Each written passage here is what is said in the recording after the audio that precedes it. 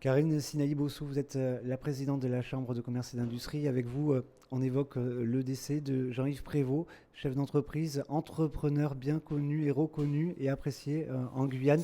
Un mot, la Chambre de commerce et d'industrie a publié un communiqué, bien évidemment.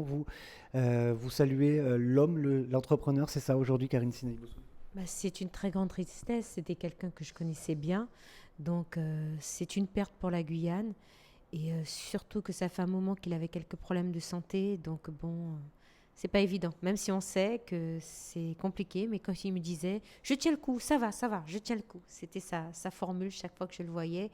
Et c'était toujours un bonjour, un moment très agréable en tout cas. Donc, il va nous manquer. Et ben, toutes nos condoléances à sa famille, regrets, que nos pensées les accompagnent dans ce moment douloureux, et puis bien sûr que son âme repose en paix. Son épouse, Carole Osterero, a été élue avec vous justement lors de la dernière élection à la Chambre de commerce et d'industrie. Vous avez eu un échange avec elle dernièrement justement. Ben, dans le groupe de la CCI, on lui a tous dit nos condoléances, notre soutien. Pour le moment, elle ne répond pas forcément, ce que je peux tout à fait comprendre. Donc c'est loin d'être évident, mais oui, elle est à la Chambre avec nous. Elle est présidente de la commission industrie et elle est deuxième vice-présidente de l'aéroport Félix Éboué. Voilà. Donc on essaie de la soutenir du mieux qu'on peut, mais on sait dans ces moments-là, il faut savoir aussi être un peu discret, être présent sans forcément être envahissant. Voilà. Un dernier mot, Karine Sinaï-Bossou, sur Jean-Yves Prévost. Il avait 69 ans, vous l'avez connu depuis de nombreuses années. Qu'est-ce que vous retiendrez de son action en tant que chef d'entreprise dans le BTP, puis également peut-être dans le désenclavement de la Guyane avec Helico?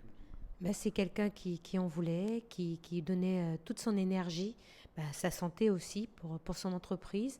Il a essayé de faire bouger les choses, avancer. Ben, on voit son terrain dans le rond-point de Cabassou à droite. Donc ben, c'est une perte. Il a fait beaucoup au moment où c'est qu'il y avait encore très très peu de personnes dans le BTP au début. Il a œuvré, il l'a fait à sa façon. Puis voilà, donc paix à lui et puis toutes mes condoléances à sa famille.